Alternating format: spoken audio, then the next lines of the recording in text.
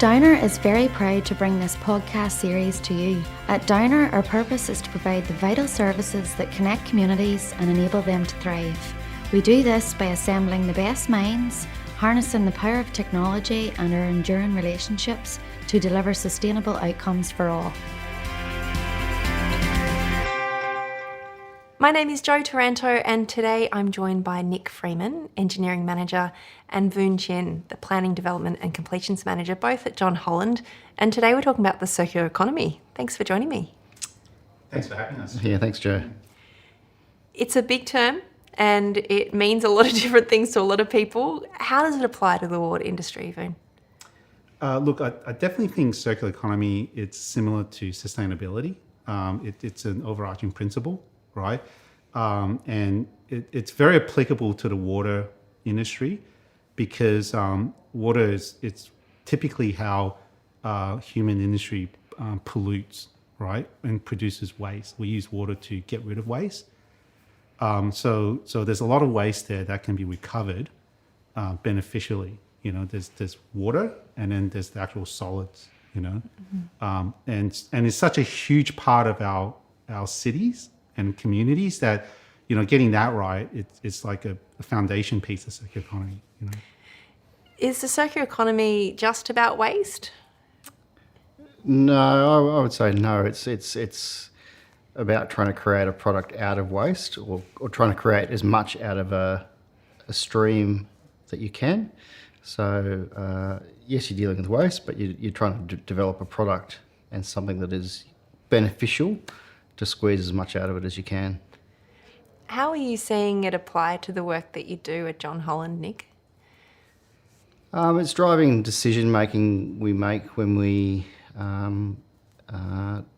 develop projects with clients. That's decision making around what process solutions we offer up to tenders, and then ultimately deliver to try and squeeze value out of it for customers and clients in the long term.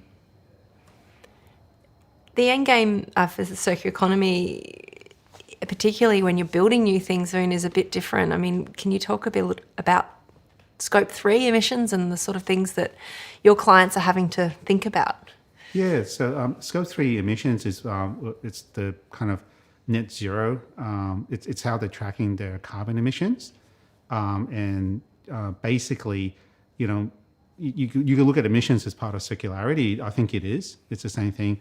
And in the same way, similar to like decarbonization, we approach circularity in similar ways. Like for us, the things that we can directly control are related to our construction activities, our construction materials, how we design, you know, the assets.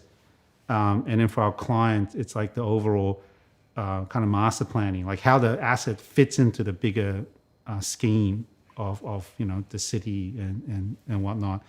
And sometimes we can help them with that. There's like they're not fully isolated. They contribute. They drive what we do, and we drive what they do as well. You know? So what are you helping your clients do when it comes to the circular economy, Nick? You got some examples of where it's been applied? Yeah. So if you start back in the construction space, for example, there's people often think of circular economy as, I guess, an operating asset, and it is very much that. But there's still circular economy principles that can be brought back into the construction space. So, I guess one of the initiatives we've had recently on a project in New South Wales is we've used worm farms to treat septic waste during construction. That's obviously kept things local, and it's reduced truck movements and diesel burn from hauling wastewater off-site. That's been a solution there. There's other solutions as well where we're working with clients to develop either co-digestion systems or standalone digestion systems which can interact with a wastewater plant. So that's been done at a few jobs of ours across the country. Voon, does it take a little bit of innovation and trying a few new things? The worm farm, that's fascinating. Yeah, look, definitely. It takes innovation and also collaboration. because like some of these initiatives, you need the client to be on board, you need us to be on board, you need the community to be on board, you know. So that's kind of like the sweet spot. Like if you can get that innovation with collaboration, then you get these exciting different outcomes, you know. Yeah. You're listening to the Australian Water Association podcast series, and I'm speaking with Nick Freeman and Voon Chin from John Holland. What are some of the big challenges for the circular economy, both for your clients and potentially for John Holland as well? Look, definitely, like cost is always a factor, like in everything that we do. So sometimes when we're trying to do something that's new, it seems to have a higher cost, right? And higher immediate cost. Like it might have a lower long-term cost, what we call whole life cost, right? But sometimes it can be hard to convince people of that, the benefit that, oh, you know, you're going to save more money over the 5 years of this job, but we need to spend more money immediately now versus business as usual option. You know, so that's always seems to be a factor, like getting that understanding of cost correct. You know, Nick. Yeah, so I'll just also, you know, to get these new and exciting opportunities off the ground, there's cost which needs to be considered. There's also risk which needs to be understood and managed, and that's, you know, who's appropriate to own those risks and share those risks so that new things can get tried, because new things come with risk. But you won't succeed in developing something new if people aren't willing to take a little bit of a risk in achieving some exciting things. What do you think the opportunities on the horizon will be for utilities, particularly who are exploring the circular economy?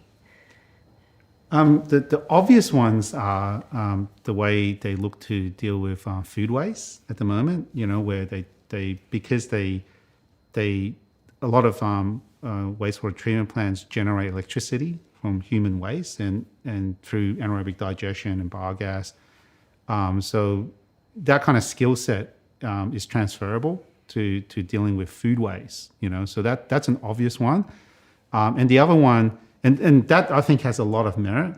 And the other one, which is more kind of out there, is kind of like hydrogen. Hydrogen seems to be the big thing, you know, where, you know, if you're producing electricity in your treatment plant, often the treatment plants produce clean water, recycled water. Electricity and water can actually be, through electrolysis, generate hydrogen, you know. So that's another area that, and these are just topics that are hot on our clients' radar. And then the last one, I think, would be where they take the biogas and they basically use that and re-inject that into the gas network, the natural gas network, you know. So, and that's a really viable one, but then it's dependent on gas pricing, you know. So when the gas price was going through the roof, that was a very, very viable future. And then once the government stepped in and capped gas prices, you know, that kind of derailed that a bit. So there's this, you know, it goes back to the kind of risk and money, and, you know, there's the finance part, there's the risk part, there's the opportunities part, and these are kind of like, all of these balls have to be balanced, you know. But yeah, those are three that I can think of. I mean, Nick, what anything I've missed? Or? Yeah, no, I think the biogas is what we're doing with gas to grid.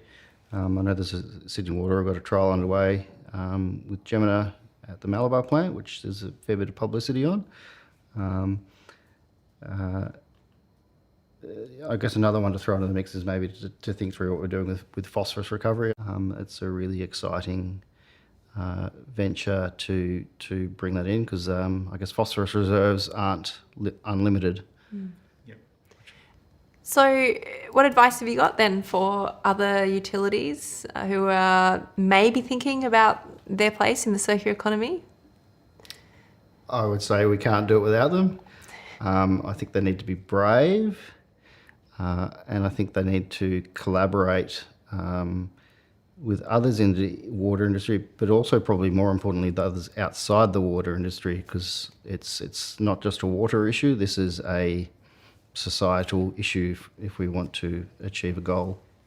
And it sounds like you're solving many of the same issues across other industries and potentially maybe before they've had to do it too. Is that right, Voon? Yeah, well, I definitely would agree with Nick. So I would call them nexus issues, where these things that used to be isolated now overlap, energy, waste, water, and, and because they overlap, I think the biggest challenge for our clients, like our utilities, is collaboration, because it's not natural to them, right? And it's a different mindset for them. One from where like our duty is to protect, we have a public duty, right, to protect the public health and the environment.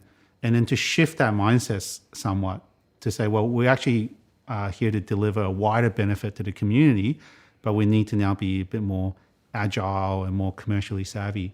I think the key for them to achieve that is embracing collaboration. Like we're a private firm, we understand the economics, the cost benefits of the economics. There's also the consultants. There's also the whole supply chain, and the community. There's a huge range of stakeholders, and more collaboration between those parties is probably the key. Just so we can understand their problems, because their problems sometimes are easily solved by us, and our problems are easily solved by them. Yeah.